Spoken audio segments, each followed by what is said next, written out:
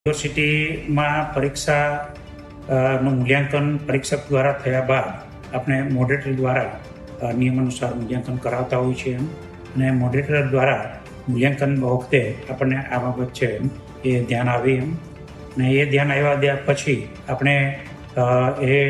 Moderator પાસેથી report લઈને જે પેપરની અંદર આ પ્રકારનું કેટલાક પેપરો છે એ જોયા વગર માર્ક મૂકી દેવામાં આવેલું એવું જણાતા આપણે જે તે અધ્યાપક છે એમને પણ બોલાવેલા હતા અને આના માટે એક તપાસ સમિતિ છે એની રચના કરવામાં આવેલી. તપાસ સમિતિ દ્વારા મોડરેટરનું પણ સ્ટેટમેન્ટ લેવામાં આવેલું, એમના જે પેપરો ચેક નહીં કરવામાં આવેલા એ પણ જોવામાં આવેલા અને ત્યારબાદ જે અધ્યાપક છે જેમના દ્વારા મૂલ્યાંકન કામગીરી થયેલી હતી એમને પણ રૂબરૂ બોલાવેલા અને એમણે આ જે ભૂલ થઈ છે એ સ્વીકારેલી હતી અને એમને પોતે એવું કીધેલું છે કે આ પ્રકારના મેં પેપર જોયેલા નહીં હતા અને ઉપર માર્ક છે મૂકવામાં આવેલા છે. અધ્યાપક દ્વારા તપાસે લગભગ 200 જેટલી ઉત્તરવહીઓને ચકાસણી કરી અને ફરીથી એનું પુનઃમૂલ્યાંકન કરાવવા માટે ભલામણ કરેલી. સદર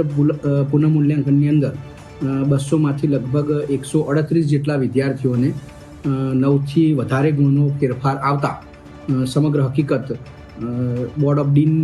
તથા બોર્ડ ઓફ મેનેજમેન્ટની અંદર મૂકવામાં આવે, જેમાં નિર્ણય કરવાની પ્રક્રિયાની અંદર લીગલ અભિપ્રાય પણ લીધેલ છે અને બોર્ડ ઓફ મેનેજમેન્ટ તથા લીગલ અભિપ્રાય જે પ્રમાણે આવેલ છે એની અંદર જે અધ્યાપક છે સદર કોલેજ મહેસાણા જિલ્લાની કોલેજ છે